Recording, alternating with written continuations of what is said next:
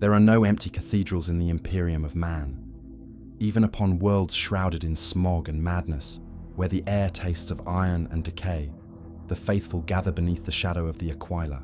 They come crawling through ash and ruin, bruised and starved, yet certain of one thing only, that the Emperor sees them, not as they are, but as they must be. Their prayers rise like the smoke of burnt tithes, filling the void with whispers of devotion that drown all doubt. In the echoing halls of the Ecclesiarchy, faith is not solace, it is control. And in that control lies the most perfect weapon ever crafted by man, not forged in a manufactorum, but in the trembling hearts of billions who dare not question the light. The Imperium was never held together by fleets or fortresses, not truly. Those things merely defend the body. The soul of humanity is bound by belief, and belief, once owned, once shaped, once commanded, becomes a chain that cannot be broken. For in the grim darkness of the far future, ignorance is not weakness, it is obedience. And obedience is the Emperor's greatest miracle. If you find yourself drawn deeper into the labyrinth of faith and fire, remember to remain with us. Like the pilgrims who never turn from the path to terror, your support keeps this channel alive. Lend your strength to the cause, subscribe, share this message across the datasphere, and let the words of the Ecclesiarchy echo through new minds. For even in this age of endless war, knowledge is a kind of heresy, and sometimes, heresy is the only truth left to speak. The morning bells do not ring in the Hive. They scream. Their sound vibrates through the steel and soot of the Undercity, shaking rust from rivets and ash from forgotten banners. The faithful stir in their hovels, rising before the light reaches the upper spires. There is no dawn here, only the orange haze of manufactorum fires and the distant hum of reactors that never sleep. But the people kneel anyway, turning toward the cracked wall where a fading mural of the Emperor watches, his eyes smeared by centuries of soot. Each mouth mutters the same words, voices trembling in rhythm, a harmony of fear and reverence. They do not understand every line of the canticle, but they know its cadence, know that to miss a syllable is to invite punishment. A child forgets a verse, and the mother strikes him before the preacher can. Her hand trembles, but her devotion is steady. In the Imperium, mercy is not love. Mercy is weakness, and weakness is sin. Outside, the preacher's voice booms from a vox grill nailed to a rusted pillar. The machine hisses with static, but the words are clear enough. By his light, we are made pure. By his fire, we are remade. The people repeat it as if the act itself could cleanse the filth in their lungs. To them, faith is not hope, it is survival. The Ecclesiarchy does not offer salvation, it offers structure. And in the cold emptiness of a universe that devours all meaning, structure feels like mercy. In the shadowed plaza, servitors move among the crowd, their flesh fused with bronze censers, exhaling thick plumes of incense that sting the eyes and coat the lungs. The scent is suffocating, cloying, divine. It seeps into the skin, reminding all who breathe it that they are part of something vast, and that to defy it would be to vanish utterly. The preacher, a man wrapped in tattered crimson robes, ascends a platform of scrap metal. His face is hidden behind a bronze mask shaped like a screaming saint. He raises a relic, a fragment of a saint's bone sealed in glass, and the crowd collapses into a synchronized bow. Not one dares to remain upright. The sound of knees striking steel is deafening, a drumbeat of submission. The preacher's voice grows fevered. Who among you doubts the Emperor's mercy? No one answers. The silence is absolute, for silence here is not emptiness. It is obedience manifest. There is a beauty to this control, though none would call it such. It is precise, practiced, ritualized. Each gesture of devotion was engineered long ago by priests who understood that the body remembers what the mind forgets. To kneel every morning is to surrender, even before thought has time to rebel. The Ecclesiarchy needs no overseer when the faithful chain themselves willingly. A man in the crowd, a dock worker with scarred hands and hollow eyes, dares to lift his gaze toward the preacher. For an instant, he sees beyond the sermon. He sees the flicker of the vox amp behind the mask, the hesitation in the man's voice as the litany skips. For that heartbeat, the illusion falters. But faith is faster than reason. Before doubt can take root, the man lowers his eyes again. The spell renews itself. As the crowd disperses, the preacher's attendants move silently through the square. They record names, faces, patterns of attendance, data for the local confessor to review. The faithful call it the census of purity, but in truth, it is surveillance by another name. Each absence, each hesitation, each unspoken word is noted. The Emperor sees all, but only because the Ecclesiarchy does the watching. When the bells cry again at dusk, their sound merges with the hum of machinery, indistinguishable from it. The people pray as they work, pray as they eat, pray as they die. Somewhere above the Hive, beyond the ash clouds and orbital docks, a cardinal in a palace of marble and gold receives a report. Attendance, 98.7%. Deviation minimal, faith level acceptable. He smiles faintly, never hearing the screams of the bells below. The chain is unbroken. The hymn continues. The procession arrived like a storm front, not with thunder, but with the steady thud of boots and the hiss of censers dragged on chains across the steel roadway. From every balcony and gantry, the faithful leaned outward like iron flowers as red-robed clerics passed beneath them, their croziuses glimmering with embedded picked sapphires that caught the low Hive light and threw it in shards across the crowd. A banner taller than a hab block unfurled from the lead platform, the Imperial Aquila spreading its wings over the Underhive Avenue as if to smother the place in sanctioned night. Drummers in soot-streaked surplices struck a cadence that rode through, bone and nerve until even the reluctant found, themselves breathing to its measure. The preacher who had worn the screaming saint's mask that morning now strode barefaced, his features lean and sharpened by purpose, a ragged tonsure ringed in sweat. He had a name. The Vox called him Father Halix, but down here titles devoured names, and function was all that mattered. Beside him, servitors rolled on squealing treads, their ribcages hosting iron braziers where promethium burned with a disciplined blue flame. The air tasted of copper and holy oils. The sound, the rhythm, was a net for the mind. It did not invite, it compelled. They paused at an intersection where 4 manufacturum arteries crossed. The platforms clanged to a halt, their rivets straining like pinned beasts. Above, the Auspex towers dimmed in deference to the right, and the street's lumen strips flickered to a bruised gold. Father Halix raised his hands. The drummers cut. Silence fell with the precision of a guillotine. Even the reactors seemed to hold their breath for a moment. Or perhaps that was only the crowd's collective imagination reaching upward for a mercy that would never come.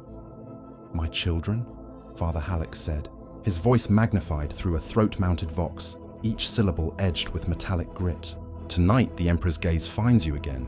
You ask for mercy. He let the word hang. He grants you duty." A murmur rippled through the massed workers, a sigh that was more reflex than thought. The priest began to walk the narrow perimeter of his platform, eyes sweeping like searchlights. "You have eaten the bread of his bounty, drunk water warmed by the engines of his gift, labored beneath the sign of his two-headed grace, and yet the ledger of sin grows. Idle words, unlicensed gatherings, unclean thoughts." He stopped, the crozier tip ringing against the deck. "The enemy whispers that you are forgotten. Hear me, you are counted!" From the rear ranks came the clatter of shackles. 2 redeemers in flak cassocks hauled a prisoner forward, a young woman with short cropped hair and the defiant calm of someone who has stared too long at the ground and the ceiling and found both equally indifferent. Her wrists bore the marks of the manufacturing presses, her cheek a fresh welt in the outline of a baton. The crowd shifted, curiosity curdled by fear. Father Halix looked down upon her with a sorrow that felt rehearsed and therefore convincing. "This one," he said, voice softening, "stole a consecrated ration token and claimed hunger as her excuse." He turned to the crowd. "Shall hunger excuse blasphemy? Shall need annal law? You know the creed. There is no hunger but distance from him." The drummers struck once, a single blow that rattled teeth. The redeemers forced the woman to her knees. A confessor in black stepped forward, thin and precise, a reliquary dangling from his wrist like a pendulum of judgment. He whispered to her, and she bowed her head, and the crowd leaned to hear a confession that was between sinner and priest, and yet performed for them all, because every lesson required an audience. When the whispering ended, the confessor nodded to Father Halix. The priest lifted his crozier high. "For your sake," he told the crowd. "For her sake, for the Emperor's sake, the flame teaches." A servitor rolled closer, its brazier flushing from blue to white. Heat spilled across the platform, a living thing, and the crowd recoiled and returned in the same motion, hungry for meaning as much as terrified of being chosen by it.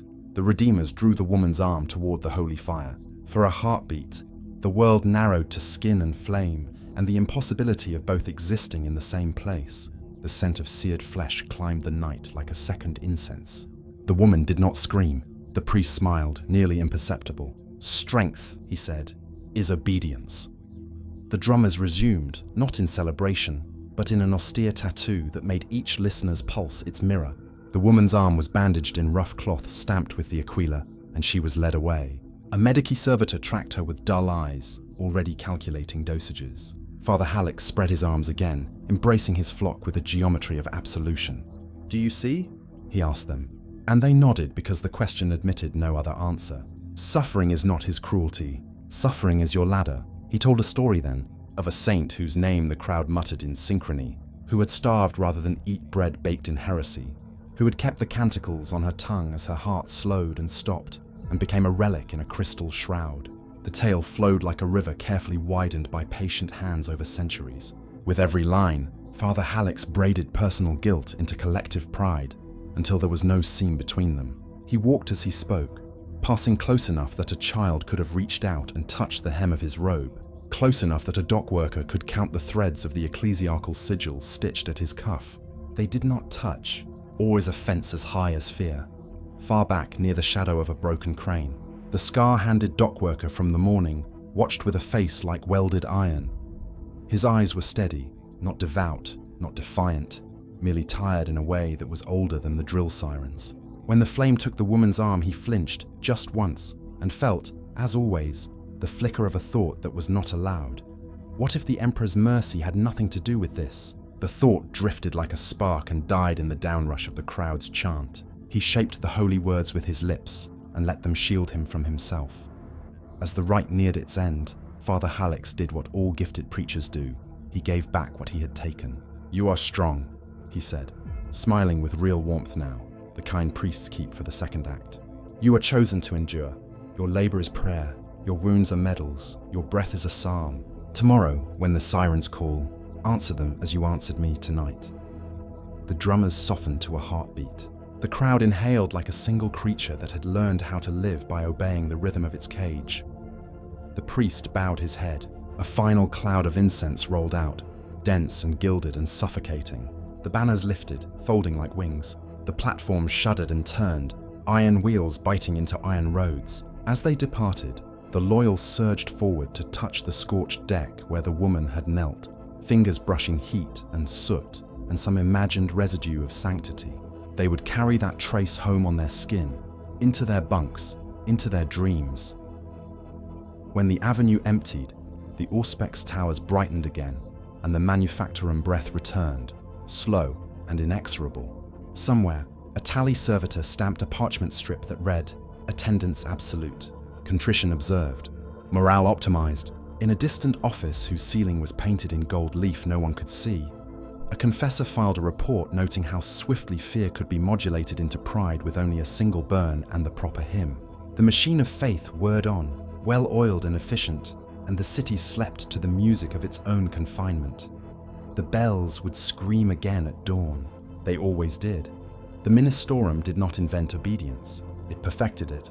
In the centuries after the Great Schism, the Ecclesiarchy learned that whips and chains could only shape bodies for a time. Minds, once bent by fear alone, would snap back. Faith, though, faith lasted. It lingered through generations, passed in hymns and bedtime prayers, embedded in the lullabies of mothers who could not read but knew every line of the litanies of endurance by heart. On the Hive world of Carthia Secundus, classrooms smelled of oil and chalk and the slow burn of incense sticks. Children sat in neat rows, data slates flickering with catechisms instead of sums. "What is man's purpose?" the instructor asked. Her voice was thin, precise, measured against the metronome of the sacred chime that marked every question. "To labor and to praise," the children answered in unison. "Who gives light to the stars?" "The Emperor, eternal and undying." The rhythm was hypnotic. By repetition alone, the words became truth. None of them had ever seen the stars, only their reflected light on the oily runoff that coated the Hive's walls. But that did not matter. At the edge of the classroom stood a confessor, hooded and silent. He did not need to speak. His presence was enough. Every so often he would mark something on his parchment, not with ink, but with a small red seal pressed from wax. Each seal meant correction required, at home or at the temple. The children whispered about what happened to those with too many seals. Some said they were sent to the Schola Progenium to be trained as saints or soldiers. Others said they simply disappeared. Either story worked. Both served the same function. Fear was faith's twin, and the two were never apart for long. When the bell finally rang, the children recited the benediction of toil before standing. Outside, they joined the workers streaming toward the manufactoria. The hymn continued seamlessly from the schoolyard into the street, picked up by the elders and the vendors, woven into the machinery of life until it became indistinguishable from breathing. Far above them, in the marble offices of the local Basilica Administratum, an adept of the Ministorum reviewed the day's reports. Attendance full, deviance minimal, productivity stable.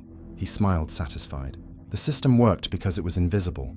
Each prayer, each lesson, each broadcast sermon formed one thread in a tapestry of control so complete that even rebellion was expressed in the language of faith.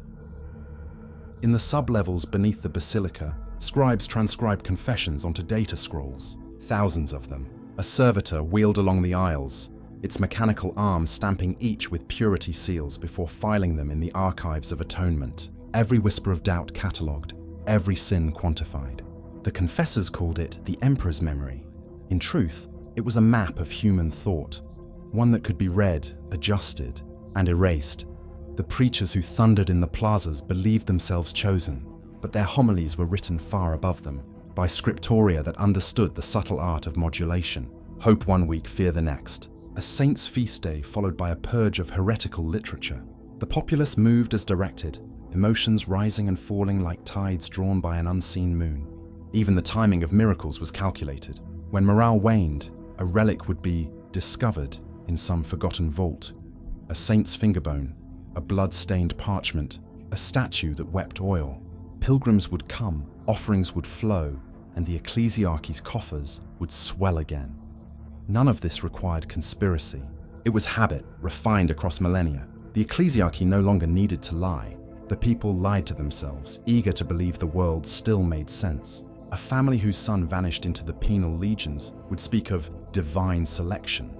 A starving miner would thank the emperor for the strength to endure hunger. To survive was proof of faith. To die was proof of his will. Every outcome justified the creed. In the dim light of a confessional booth, Father Hallex listened as voices poured through the brass grill. Fear, guilt, exhaustion. He recorded none of it. He didn't need to. The same confessions repeated endlessly. Impure thoughts, envy of rations, doubts about the emperor's awareness. Each sinner left lighter, more compliant. It was not forgiveness they sought, but permission to continue as before. When the last penitent had gone, Hallex extinguished the lumen and sat in silence, feeling the hum of the hive through the floor. Somewhere far above, another bell screamed, calling the dawn shift to prayer. He smiled wearily. The machine was vast, unstoppable, and he was only one gear within it, but he knew its purpose. Faith was not comfort, it was pressure. It held the Imperium together, not because it inspired, but because it crushed everything that might fracture. And if he sometimes wondered whether the Emperor heard any of it, he buried the thought beneath another prayer. Doubt was the one sin that could not be confessed. The Hive slept, and in its dreams the same voice whispered from every altar, every vox, every flickering shrine, believe, because you must. The chain was complete. The choir of chains had found its perfect pitch. No one truly sees the cathedrals of the Imperium for what they are. To most, they are miracles of faith, towers of gold and glass rising from filth and fog, their spires stabbing into the heavens as if daring the void to look back. But to those who have lived long enough to watch one being built, the illusion dissolves. A cathedral is not a miracle. It is a machine of belief, built not to honor the emperor, but to contain the human soul.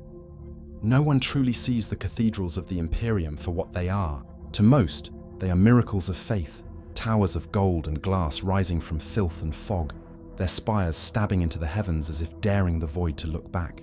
But to those who have lived long enough to watch one being built, the illusion dissolves. A cathedral is not a miracle, it is a machine of belief, built not to honor the emperor, but to contain the human soul. It begins with a decree, inked in blood and parchment somewhere far above the stars. The edict falls through administratum channels like a sacred meteor, striking the surface of some distant world that has been deemed insufficiently devout. Plans arrive from Terra, drafted by architects who will never touch the soil where their designs will stand. Local governors compete to outbid one another for the honor of supplying materials, workers, and lives. To refuse is to court suspicion. To offer too little is to invite damnation. And so the building begins. Tens of thousands of laborers gather beneath the shadow of half-completed spires, breaking their backs for years, decades, lifetimes. The first stone laid is not marble or basalt. It is bone, the bones of those who died on the journey to faith, buried within the foundations so that their flesh may hold the weight of devotion forever. It is said that the Emperor's presence sanctifies all suffering. The Ecclesiarchy ensures there is always enough suffering to sanctify. As the structure rises, the city bends around it. Markets shift their borders, streets realign to form pilgrimage routes. Whole districts vanish to make room for courtyards where the faithful may kneel and weep. The poorest are moved first, offered redemption through relocation. Their homes are torn down to create plazas wide enough for sermons and purges alike. When the first stained glass window is set, the sun's light passes through it as if reborn, casting holy fire across 1,000 upturned faces. The crowd believes they are being blessed. They do not see that the angle of every beam has been calculated to create awe. Every detail of a cathedral is deliberate. The echo of the nave amplifies the voice of the priest until it fills the listener's skull.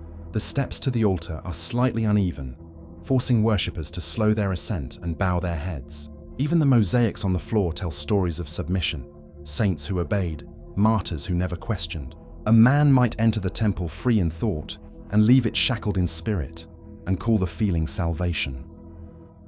High above the city of Magna Penance, a basilica called the Dawn of Flesh was nearing completion. Its outer walls were carved from the black stone of the planet's volcanic crust, veined with veins of gold, imported at tithe cost from a dozen mining worlds. Every block was inscribed with the same line of scripture: suffering is the shape of faith. From orbit, the structure resembled a starburst, perfect symmetry born of pain. Beneath the scaffolds, pilgrims gathered in endless lines, watching as cranes hoisted statues of saints the size of Hab towers into place. Each statue bore a face twisted in agony, not by error but by doctrine. Pain, the Ecclesiarchs taught, was the truest reflection of purity, and so the faithful prayed before faces that wept eternally in stone. A group of laborers worked the night shift at the base of the western transept, hauling mortar and reciting litanies under their breath. To them, this was not construction, it was penance.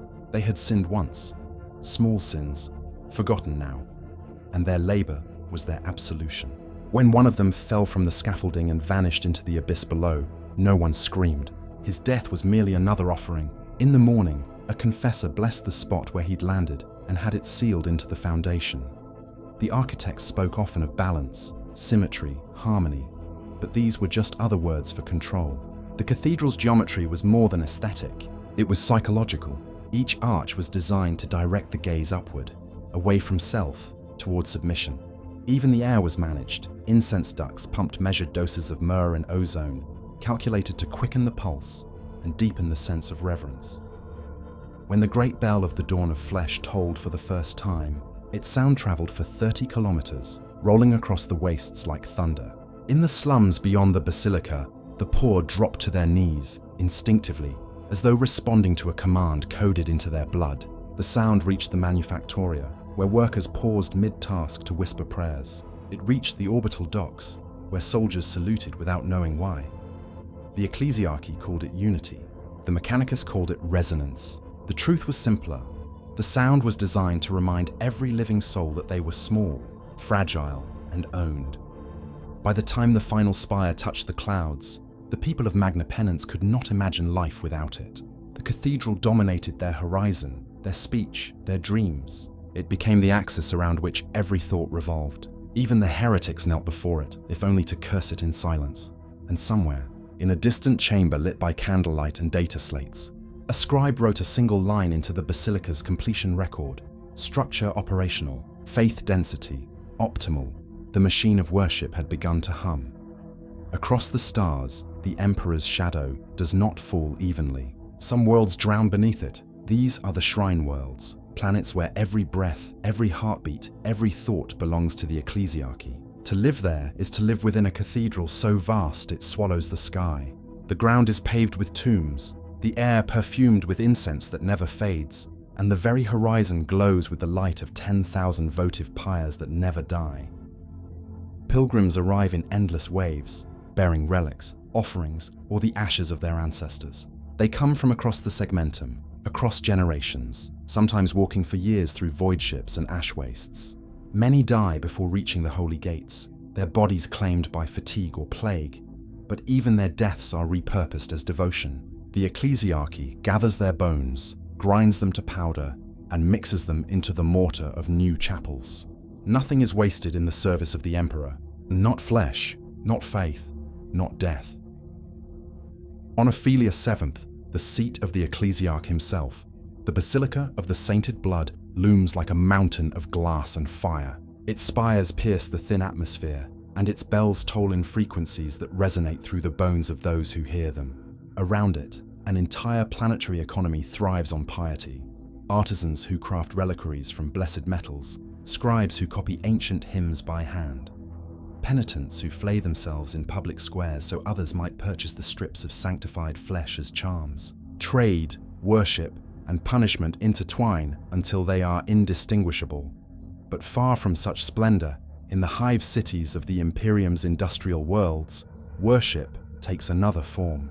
There, the Ecclesiarchy builds smaller shrines, cramped, smoke-choked altars wedged between manufactoria and hab blocks. The walls are streaked with soot, the candles drip black with promethium wax, and the saints' faces are worn down by generations of touching, kissing, begging.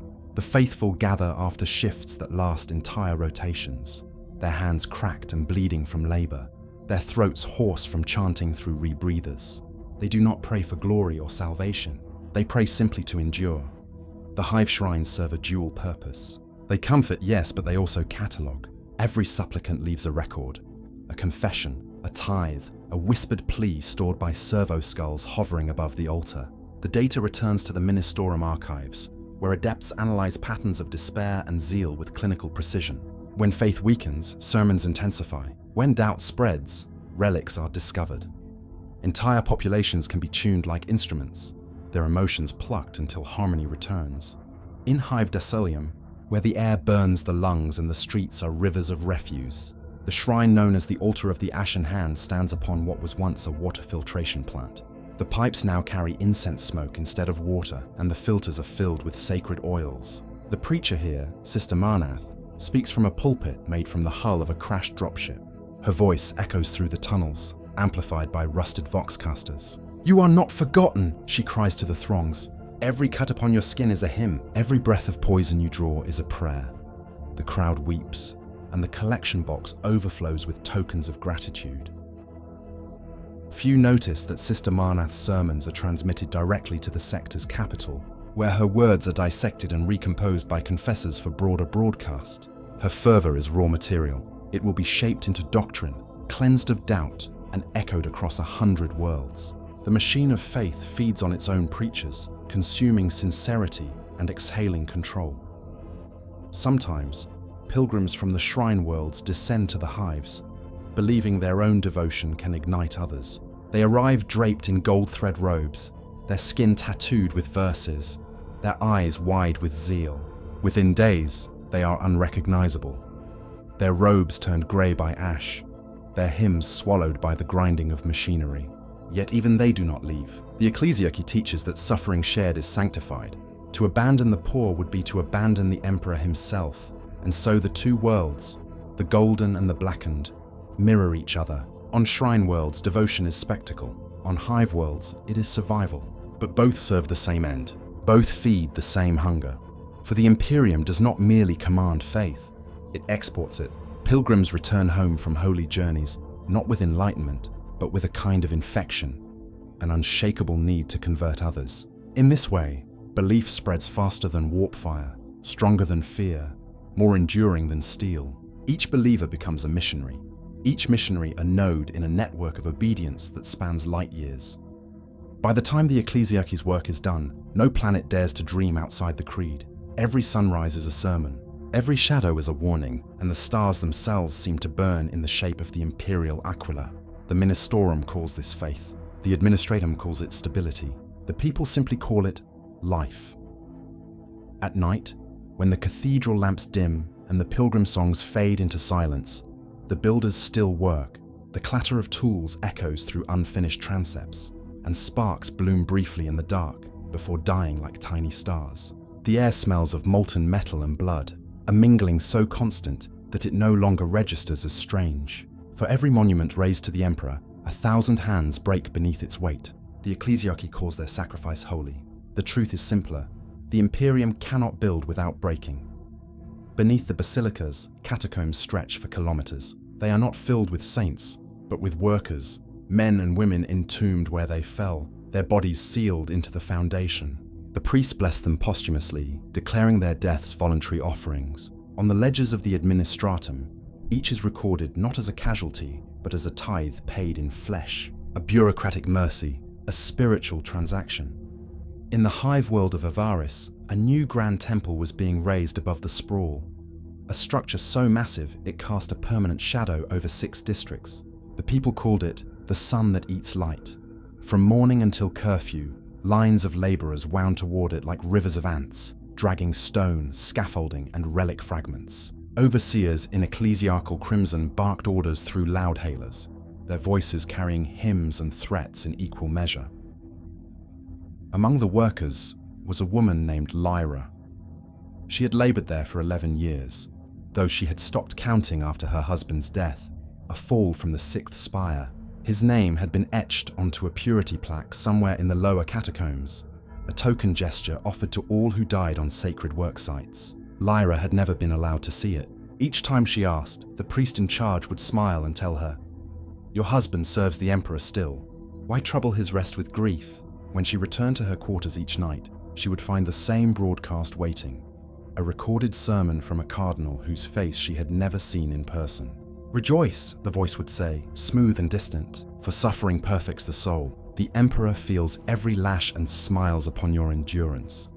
She would kneel, because the camera lens watched, but she would not pray. Her lips moved, but the words were hollow. Faith had become something she wore like her respirator, necessary to survive the air, but suffocating all the same. Above, in the basilica's high vaults, architects and clergy dined together in sanctified luxury. They toasted the emperor with amasec aged in reliquary barrels, their laughter echoing through halls built by starving hands. They spoke of progress, of timelines, of purity quotas. Completion within 2 decades, one boasted. The emperor's patience is infinite, but our devotion must be swifter. Another raised his glass and replied, "And more profitable." The joke drew polite laughter, but no one called it blasphemy. The Ecclesiarchy has long known how to baptize greed. The project consumed everything around it. Grain imports were diverted from the outskirts to feed the labor camps. The manufactoria slowed production to supply sacred materials. Whole families sold their children to the temple work crews to pay their faith taxes. In the Ecclesiarchy's ledgers, these exchanges were labeled as voluntary pledges.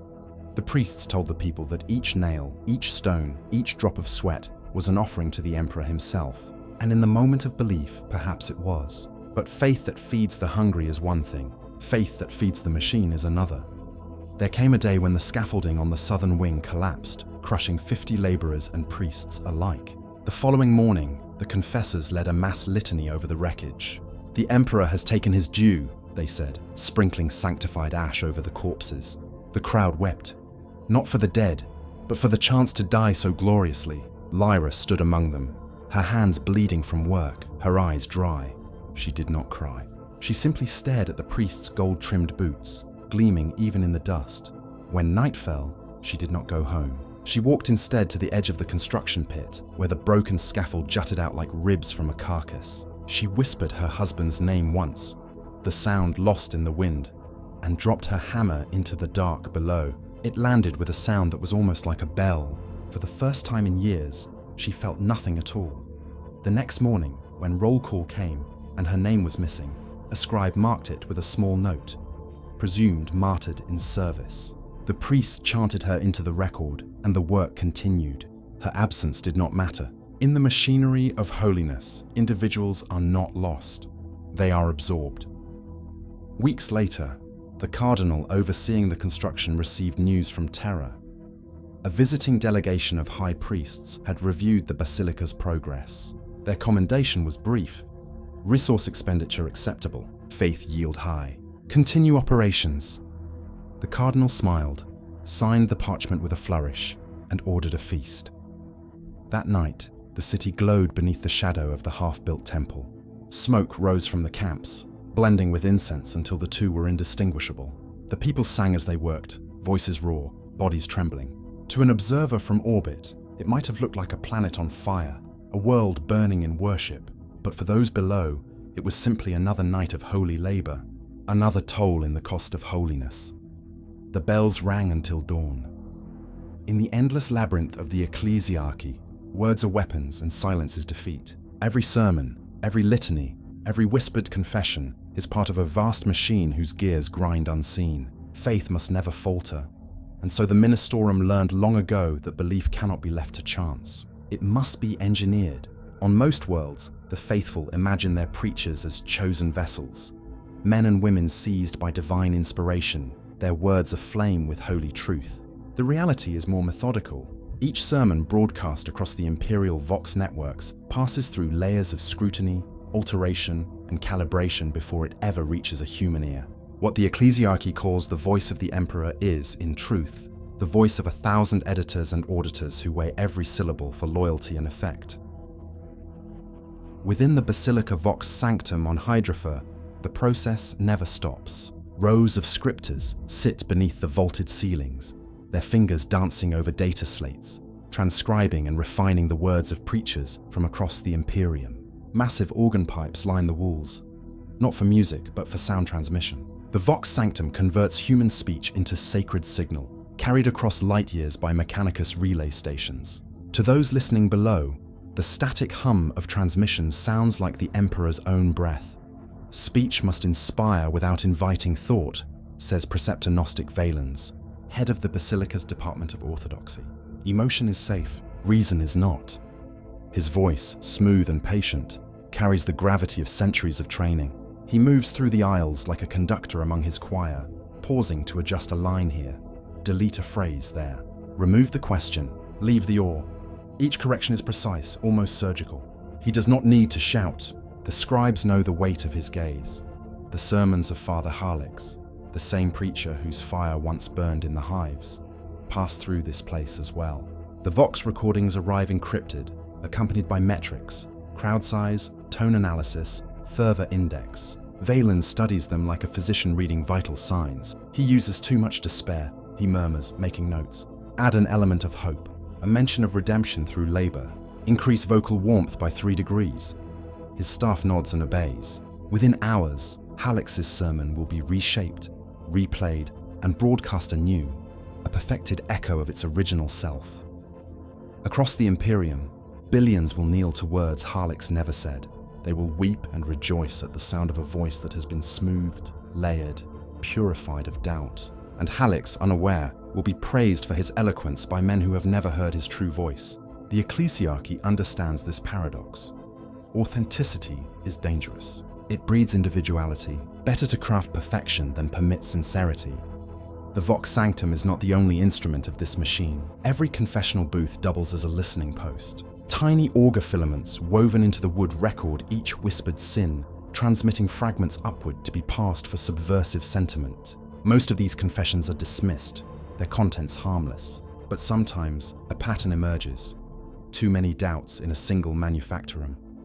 Too many heretical dreams in a single block. Then the priests do not answer with words. They answer with fire. Within the labyrinthine archives of the Ministorum, there exists a department few speak of openly, the Choir Silentium. Their duty is not to spread the Emperor's word, but to erase it where it has grown imperfect. They travel in plain robes, unarmed but for their authority. A whisper of doctrinal deviation, a sermon delivered with the wrong cadence, a parable misinterpreted, these are their summons. A preacher found wanting is taken into silence. Some return weeks later, pale and tremulous, their voices stripped of all inflection. Most do not return at all. The Vox Sanctum calls this maintenance. The people call it divine correction. The effect is the same. The faithful continue to hear what they must, and the machinery of devotion hums on, smooth and constant. When a preacher's voice trembles with too much emotion, the technicians lower the gain. When the crowd cheers too loudly, the feedback is dampened. Faith must be balanced. The Emperor's word must sound as unchanging as the stars, eternal, measured, perfect. Yet there are times, rare and fleeting, when the system falters. When a broadcast crosses through the warp, corrupted by echoes of the immaterium, and the words twist into something else. Entire congregations have collapsed in weeping terror, claiming they heard the Emperor speak directly, not with sermons, but with sorrow. The Ecclesiarchy erases these events from record, declaring them mass hysteria. But those who were there remember. They remember a voice that trembled, not with power, but with pain. In those moments, they say, faith feels almost real. And that, more than any heresy, is what the Ecclesiarchy fears most. Confessors are the quiet hands of the Ecclesiarchy, less visible than preachers, less glorious than cardinals, but infinitely more dangerous. They are the surgeons of the soul, and the Empire has made a habit of bleeding itself in their name. Their words are knives sharpened on guilt, their smiles soft as silk. They never need to shout, they whisper, and the faithful tear themselves apart to be heard. In the fortress palace of a noble house on Vordain 9, the confessor known as Amun Val stood beneath a vaulted ceiling adorned with frescoes of saints consumed by flame. The nobles knelt before him, heads bowed, jewels catching the candlelight like embers. Their wealth could buy armies, but not absolution, and that Amun knew was the true genius of the creed. Confession is not forgiveness, he murmured, pacing between them. It is proof that you still fear. The Duke of Vordain, pale, corpulent, trembling from a lifetime of excess, was the first to speak. I have sinned, Father. I withheld a tithe shipment meant for the Basilica. My factors told me the delays were mechanical, and you believed them. Amun finished gently, smiling. A failure of faith, not finance. The Duke nodded frantically, as if gratitude could erase guilt. Amun placed a gloved hand on his head. Repentance requires generosity, he said softly. Double your tithe. Triple it if you wish the Emperor to forget, the Duke promised. He would promise anything. Amun moved on. Each confession was the same, dressed in different finery. Envy, greed, lust, ambition, all sins of comfort. But the confessor cared little for sin itself. What mattered was control. Confession turned the powerful into supplicants, made the mighty kneel, and once a man had knelt, he could never truly stand again. Beyond the palace walls, in the Manufactoria districts where the air shimmered with heat, another confessor worked a different game. Her name was Sister Aelin, and her confessional was not a marble alcove, but a cage of iron lattice set into a chapel wall. Workers came to her in shifts, confessing through the grill between the clang of machines. Her questions were always the same. Do you obey your overseer? Do you sing the hymns at dawn? Do you love the Emperor more than yourself? The answers were predictable, but the pauses mattered. A tremor in the voice, a hesitation before a prayer. Those were the fissures she recorded. At night, she reviewed her notes by candlelight, marking names with red ink. Potential contagion, she wrote. Doubt in need of cleansing. Her reports went upward to the local preceptory, where patterns were charted like plague maps. In the morning, the Redeemers came, and those marked were gone. The workday began as always, the missing barely mentioned. For Aelin, this was not cruelty. It was faith. Doubt, left unchecked, was a toxin. She was its surgeon. When she slept, if she slept, she dreamed of the Emperor's hand resting upon her shoulder, heavy as a yoke. She believed utterly that she was saving souls. In this, she was not alone. Every confessor carries that certainty, like a flame that burns everything it touches. Back on Vordain 9, Amun Val dined with the Duke after the confessions were done. They sat at a long table of black marble, attended by silent servitors pouring amasec into chalices shaped like skulls. The Duke toasted the Emperor with trembling hands, eyes fixed on Amun's face as though seeking approval. Tell me, Father, the noble said cautiously, do you think he truly hears us? Amun paused, smiling faintly. He hears all, he said, but he answers through me. The Duke laughed nervously, unsure if it was a jest. Amun did not clarify. Power thrives in ambiguity. When the meal ended, the confessor excused himself and stepped onto the balcony overlooking the city. Below, the lights of the manufactoria pulsed like a heartbeat. He closed his eyes, listening to the distant hum of vox sermons, the drone of laborers chanting hymns as they worked. It was a music of obedience, orchestrated perfectly. Yet somewhere beneath the harmony, he thought he heard dissonance, a faint note of weariness, almost rebellion. He frowned, opening his eyes to the darkness. Later that night, he sent a message to Hydrafor. "Local morale stable," it read, "but attention required. The songs are growing slower." The response came within the hour. Increase confession quotas. Rotate preachers. Deploy relic. And so the cycle turned again. A new relic, a saint's shroud, rediscovered in the palace crypt, would arrive within days. Pilgrims would gather, nobles would weep, hymns would rise louder, and the faint note of doubt would vanish beneath the roar of faith renewed.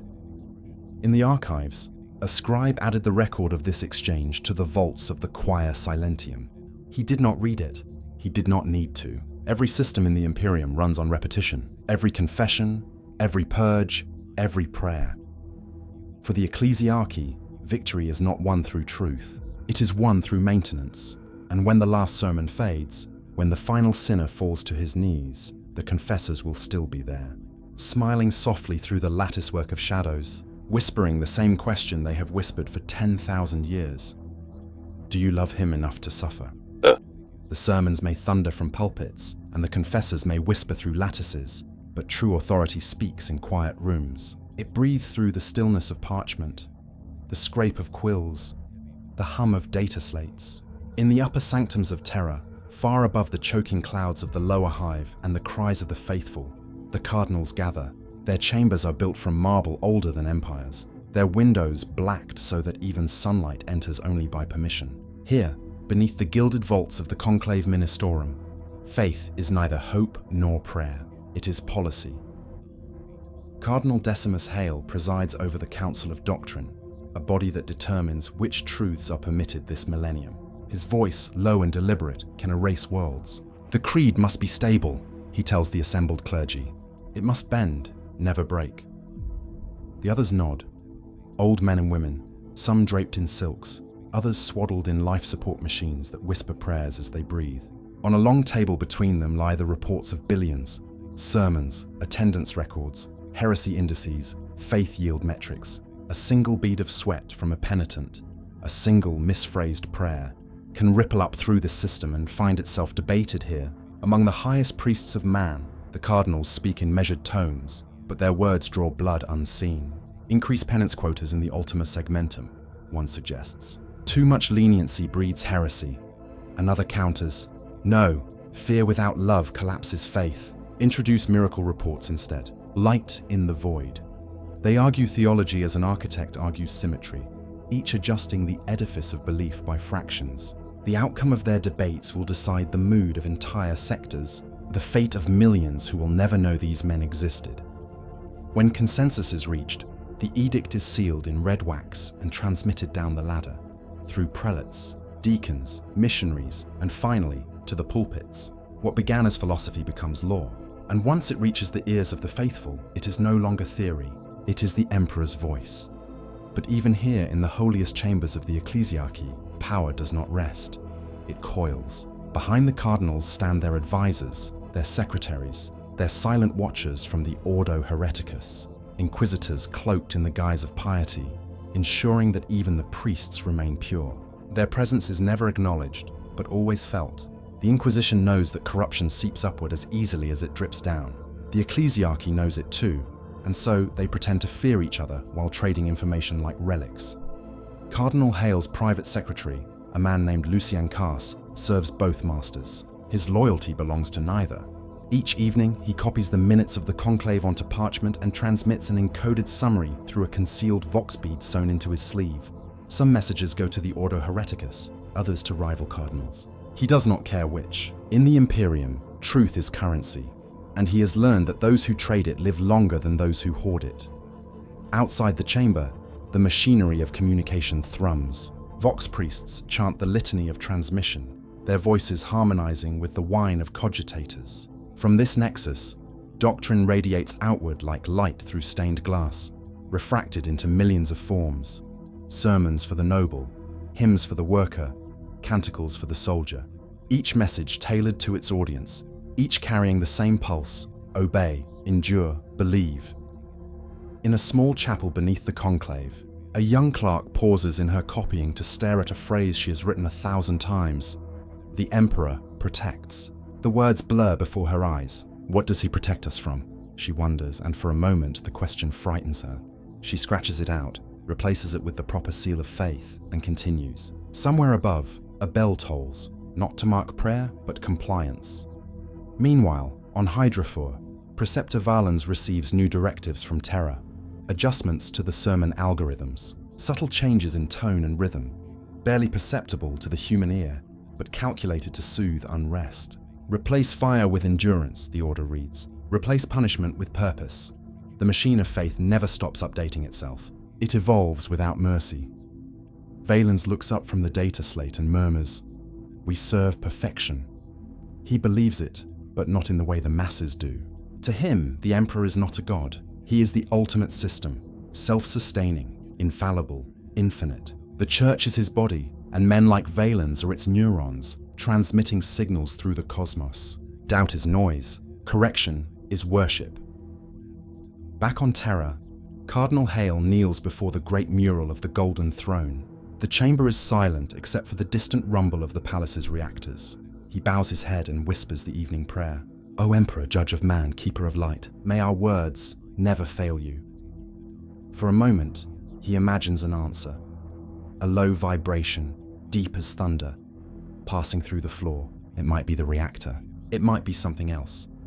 The Cardinal rises, steadies himself, and walks toward the council doors. Another meeting awaits, another decree to draft, another century to steer. Behind him, the mural seems to shift in the flicker of the candles.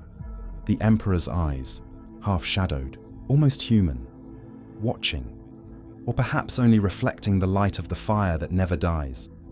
And in that fire, the strings of power tighten once more. The human mind is the Ecclesiarchy's most ancient battlefield, and after 10,000 years of war, it has been conquered completely. What began as ritual has become reflex. What was once creed has become instinct. On most imperial worlds, faith is not chosen. It is inherited, an inheritance written not in scripture, but in language, posture, even in the rhythm of a heartbeat. The Imperium has long since learned that the most perfect believer is one who cannot imagine disbelief. Children learn to speak through prayers. Before they can form their own names, they can recite the benediction of toil. Each syllable is a gate that opens into obedience. Their first lullabies are hymns to the Emperor's mercy. Their first stories, martyrdoms told beside the glow of a shrine lamp. When they draw pictures, they draw the double-headed eagle. Not because they are told to, but because they cannot imagine any other shape of power. In the Scholar of Gethsemane Prime, the walls are painted with frescoes that depict the history of humanity. Not as it was, but as the Ecclesiarchy decrees it must be remembered. There is no great crusade here. No rebellion, no Horus, no treachery. There is only ascent. The Emperor raising man from darkness, his servants kneeling in eternal gratitude. The pupils study in silence beneath these images, their breath visible in the cold air, their fingers blistered from constant transcription. Each page they write reinforces the same message, that to question is to sin, and to sin is to die. Language itself has been remade to serve the creed. There are no words for freedom that are not also words for treachery. The term for heresy, disobligare, once meant to think apart. It now means to damn. Even the simplest expressions of individuality, I choose, I want, I doubt, have been eroded into obscenity. A citizen who says, I believe, is corrected. You know, belief implies uncertainty. Knowledge, even false knowledge, is safer. Over time, this reshaping seeps deeper than thought.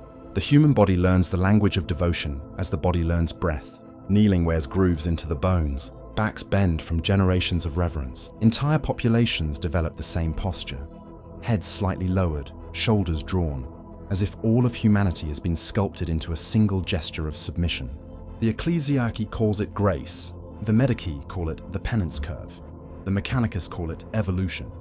In the Hive of Port Agra, workers pray not because they fear punishment, but because they fear silence. The daily Vox sermons echo through every street. When the signal falters, the people panic. For a few moments, the world feels empty, unanchored. Men clutch their prayer beads as if holding them can keep the void from seeping in. And when the Vox returns, the sound of the priest's voice feels like breath returning to the lungs. The system is perfect. The faithful do not need guards when they police their own thoughts. But not all minds fit cleanly into the mold. Among the millions, there are always a few whose faith falters in quiet ways, not through rebellion, but through weariness. They do not denounce the emperor. They simply forget to whisper his name before sleeping. They look upon an image of a saint and feel nothing. For such souls, the Ecclesiarchy has other words: atrophy of spirit. The cure is simple: more prayer, more work, more pain. A chronicler once wrote that to understand the Imperium, one must imagine a man praying while drowning. The prayer does not save him, it gives him something to do with his hands. And so, across the stars, billions of drowning souls whisper the same words, their mouths filling with water, their voices rising to the heavens in a chorus of beautiful futility. In time, even the machines have learned to pray. Vox units murmur blessings between transmissions. Servitors hum hymns in binary. Data shrines recite endless strings of benediction code, looping forever. The Ecclesiarchy insists that this is devotion. The Mechanicus claims it is merely tradition, but perhaps it is something simpler. Proof that faith, like rot, eventually spreads into every material it touches. On the world of Man 4, a preacher once asked a child, "Why do you love the emperor?" The child blinked, confused. "Because he is," she said, as though no other answer could exist. And perhaps she was right. In the Imperium of Man, faith no longer needs to be taught. It has become the flesh itself, the shape of breath, the rhythm of blood, the architecture of thought. Humanity is no longer merely faithful. Humanity is faith, and that is the truest victory the Ecclesiarchy has ever won. If faith governs the body and the tongue, art governs the dream. The Ecclesiarchy learned this early, that words might falter, but an image, a melody, or a scent could carve obedience into the mind with far greater precision. Beauty, once the domain of inspiration, was repurposed into a form of control. The Ministorum calls it sanctified expression. Those who create it call it survival. On the shrine world of Vallis Omnia, artists live and die by commission. The basilicas consume beauty like oxygen, demanding frescoes, hymns, icons, and relics to feed their endless hunger. Every wall, every arch, every stained glass window serves as both sermon and surveillance. Painters are required to attend daily liturgies before beginning their work, that their hands may be pure and their vision unclouded by heresy. Should a brushstroke falter, should a saint's eyes suggest mercy where wrath is required, the artist's hands are sanctified by fire. Yet, it is not fear alone that drives them. Many of these creators believe utterly in the holiness of their craft. They see themselves as conduits, not authors, vessels through which divine beauty flows. "I do not paint," one iconographer once said, as he traced the emperor's halo across wet pigment. "He paints through me," and perhaps he believed it. But even this submission is useful to the Ministorum. Art stripped of ego cannot rebel. Music is more insidious still. Every cathedral, every temple, every manufactorum carries its own harmonic code, a series of hymns that regulate mood and labor. The choirs Mechanicus monitor the frequencies, ensuring that the human ear never strays too long in silence. Even the Vox units that recite sermons are tuned to specific tonal patterns designed to evoke reverence, not thought. On Hive worlds, where the constant roar of machinery drowns everything, the Ecclesiarchy's hymnals are broadcast at subsonic levels, tones too low to be heard, but felt in the chest, pulsing in time with the heartbeat. The faithful call it the Emperor's rhythm. The technicians who designed it call it compliance modulation. In the vaults beneath the Basilica of Eternal Light on Terra, there exists an archive known only to the upper clergy, the Concordia Obscura. It holds centuries of forbidden compositions, melodies too mournful, colors too ambiguous, stories that once inspired empathy rather than zeal. These works are locked away because they stir the wrong kind of emotion. The Ecclesiarchy fears nothing more than beauty unchained from purpose. A painting that makes a man weep for himself instead of the emperor is more dangerous than a demon. On some forgotten worlds, the old songs still survive in fragments. Lullabies pass through generations of the poor. layered with words that once spoke of love and longing rather than sacrifice. The Ecclesiarchy permits them only when reinterpreted as allegories of faith. A verse about reunion becomes a hymn of martyrdom. A melody of hope becomes a chant of endurance. The original meanings fade, but something remains, a soft ache buried deep in the human core that even millennia of indoctrination cannot extinguish. The Ministorum calls it the echo of imperfection. Those who feel it call it memory. There are sculptors who speak of dreams, of shapes that come to them in the night, vast and alien, demanding to be carved. Some believe these dreams are divine visions, others, the residue of something older, something from before the Imperium. Either way, when the statues emerge, they bear the same expression, agony disguised as worship. The Ecclesiarchy displays them proudly in its plazas. Suffering ennobles, the plaques read. See how the saints transcend their pain. But if one stands before them long enough, the faces seem less like saints and more like prisoners frozen in devotion. Even memory itself is curated. The Ministorum's choir of chroniclers rewrites history through illuminated manuscripts that replace failure with faith. Wars become pilgrimages.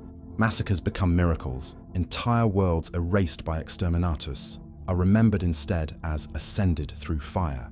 The past becomes holy not through truth, but through editing. And with every generation, fewer remember the difference. Still, sometimes art betrays its masters. In the ruins of a forgotten chapel on the edge of Segmentum Tempestus, a wall mural remains untouched by official hands. It shows the emperor not as a god, but as a weary man surrounded by light, not radiant but consuming. The painter's name was lost long ago, his fate unrecorded, yet his image endures, hidden beneath soot and candle wax. Those who find it describe an unease they cannot name, as if the picture remembers something they have been taught to forget. The Ecclesiarchy would call that heresy, but perhaps it is something more sacred, the final flicker of a truth too human to die. In the end, the Ministorum does not need to erase the past entirely. It only needs to drown it in enough hymns, prayers, and colors until no one can tell where memory ends and worship begins. And so, the art of man becomes the art of the creed, beautiful, precise, eternal, and utterly captive.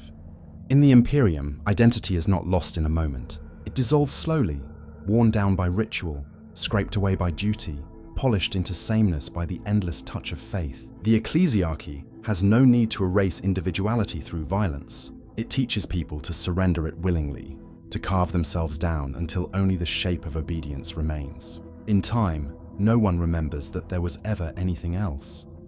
The scholar Arian Veras once kept a diary, though he knew such things were frowned upon. He was a chronicler in the Libraria Sanctum of Luminara, tasked with transcribing the lives of the martyrs for a new illuminated edition. Each day, he copied their deaths in exquisite detail. The burning, the scourging, the flaying. Each agony gilded in gold leaf and holiness. His handwriting was perfect, his margins unblemished. But sometimes, late in the night, he would pause, quill hovering above the parchment, and write a single forbidden line. Who am I when I am not writing of others? He would stare at the question until guilt drove him to tear the page away and feed it to the incense flame. The smoke rose and twisted like a ghost escaping his chest. Yet the thought would return. Every life he transcribed felt more real than his own. The saints had faces, voices, desires. Arian had only tasks. The more he worked, the more the distinction blurred. In his dreams, he no longer stood apart from the stories he wrote. He was within them, one martyr after another, dying 1,000 sanctified deaths. When he awoke, the taste of ash lingered on his tongue.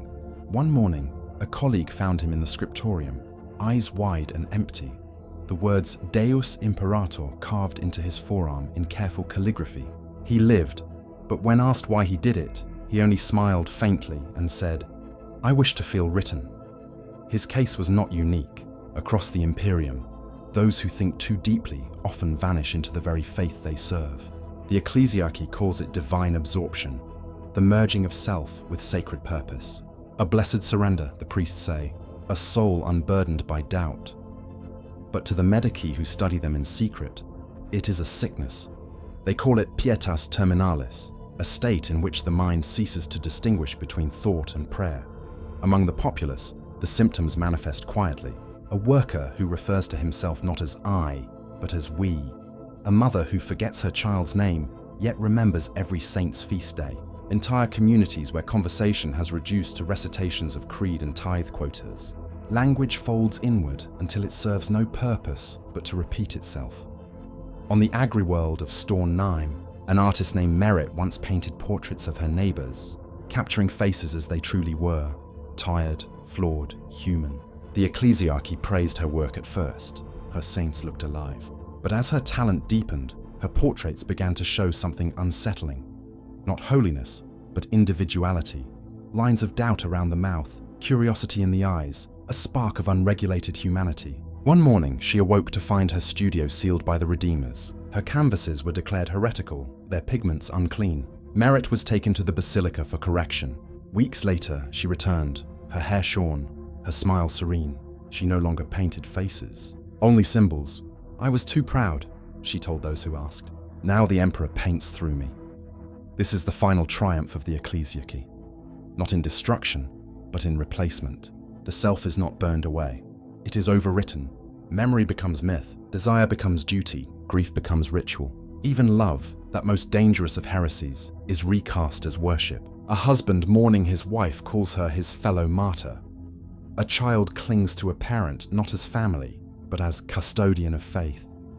Every bond is sanctified, sterilized, stripped of self. On Terra, pilgrims wander the marble promenades beneath the shadow of the ecclesiarchal palace. Their faces blur together, identical expressions of awe, exhaustion, and devotion. Some have traveled for decades, forgetting why they began.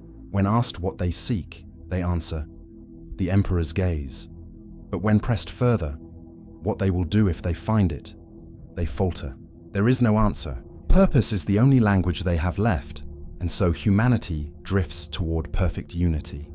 Not the harmony of choice, but the stillness of erasure. In the endless night of the Imperium, individuality flickers like a dying candle, smothered not by hatred, but by love too absolute to allow difference. When Arian Verus's final manuscript was discovered, its last page bore a single line scrawled in trembling ink. If he made us in his image, what is left of him when we are gone? The Ecclesiarchy sealed the document, erased the author's name, and canonized the text as anonymous devotion.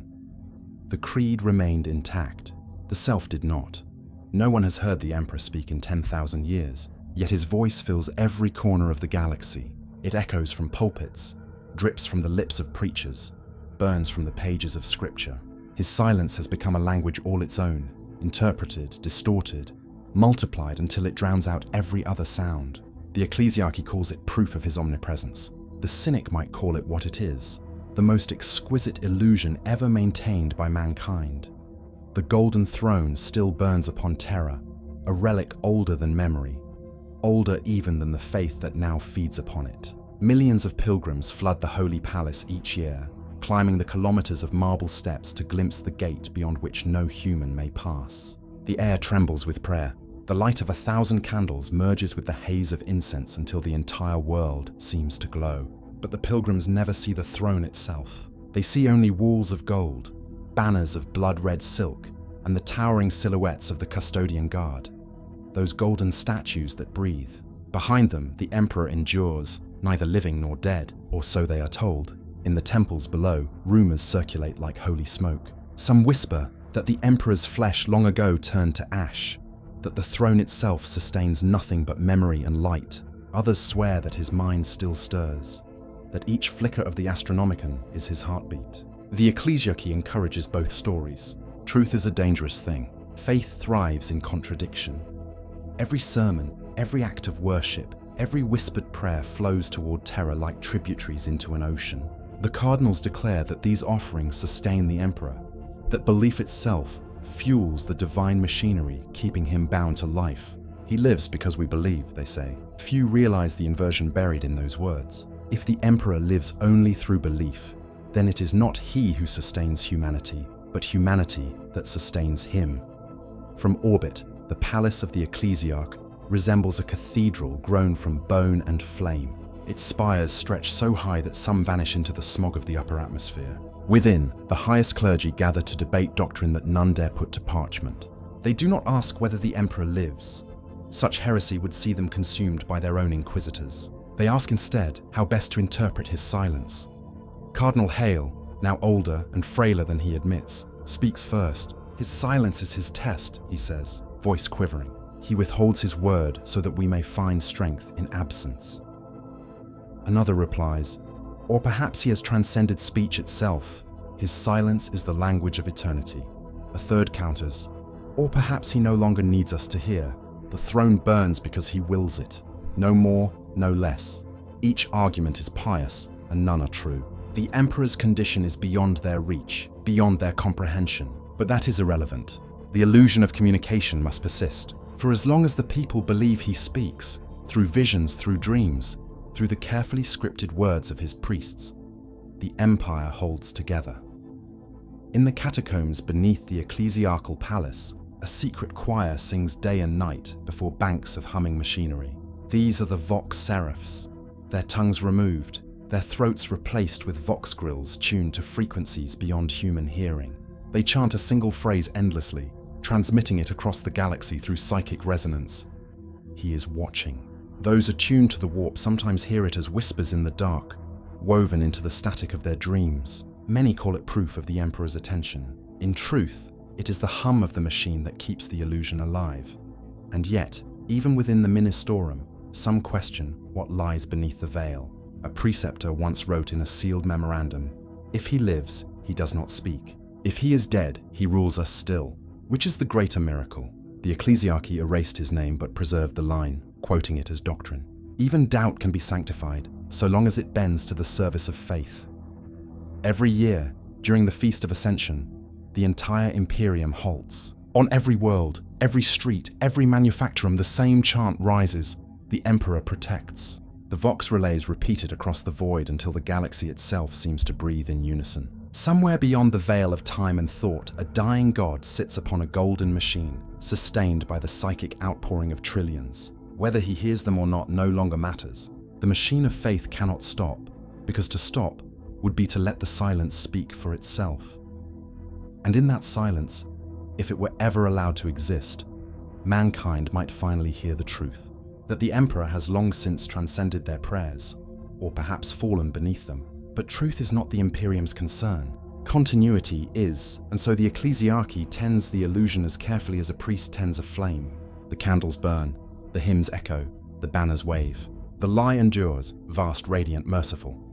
For in the grim darkness of the far future, the greatest act of devotion is not to believe what is true, but to believe what must never be questioned.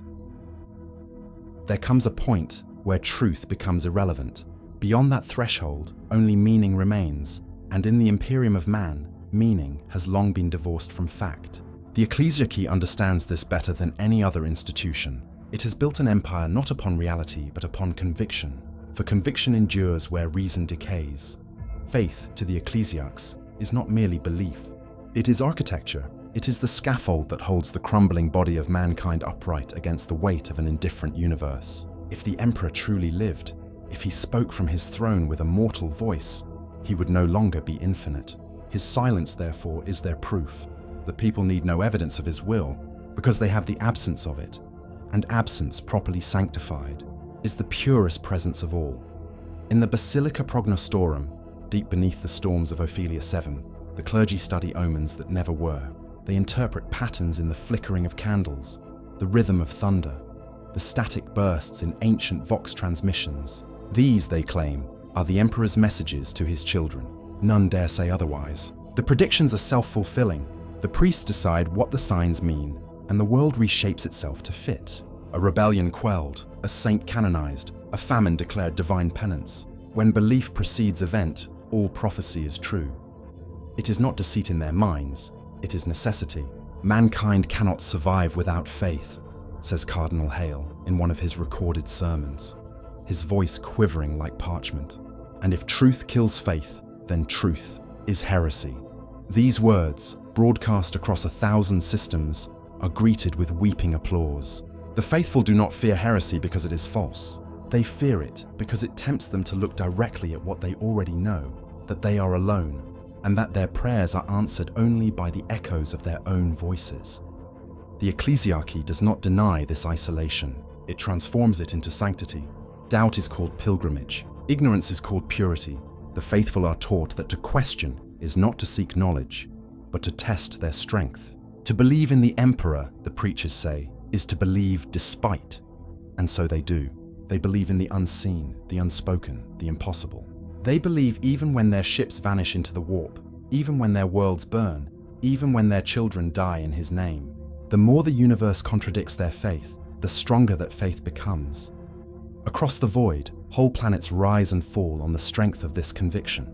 On the world of Varin's Hold, a plague swept through the population, blackening the lungs and withering the flesh. The Ministorum declared it a spiritual trial, and the people responded with hymns that filled the streets. They burned their dead not out of despair, but out of devotion. The Emperor purifies through fire, they said, as the smoke blotted out the sun. Within a month, the planet was silent, millions dead, but their final broadcasts were songs of praise. The Ecclesiarchy's report labeled the event a victory of faith. To outsiders, such madness might seem cruel, yet within the Imperium it is beauty of the purest form. The Ecclesiarchy has taught its people that suffering is a kind of prayer, that pain is the surest proof of love.